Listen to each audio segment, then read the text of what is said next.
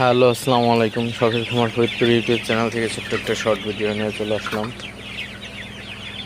তো আজকে আমার সোনালির বয়স হচ্ছে 42 দিন। তো আপনাদের সকালে একটা ভিডিও দেখাইছিলাম। তো এখন যে কি পরিমাণে গরম পড়ছে, তো অবস্থা খারাপ। তো এখন 93 ফারেনহাইট আছে ঘরের মধ্যে। তো প্রচুর পরিমাণে গরম, তো ঘরের ভিতরে রোদ ঢুকে গেছে। তো সেজন্য আমি পর্দাটা কিছুটা নামাই দিছি যাতে রোদটা মোটামুটি থাকে। তো আপনাদের যাদের এই সমস্যা আছে, অবশ্যই আপনারা প্রচুর যখন রোদ পড়বে, অনেক রোদের সময় আপনারা ঘরের পর্দাটা নামাই দিতে পারেন যাতে রোদ থাকে। সরাসরি রোদ যদি মুরগির গায়ে লাগে তাহলে কিন্তু মুরগির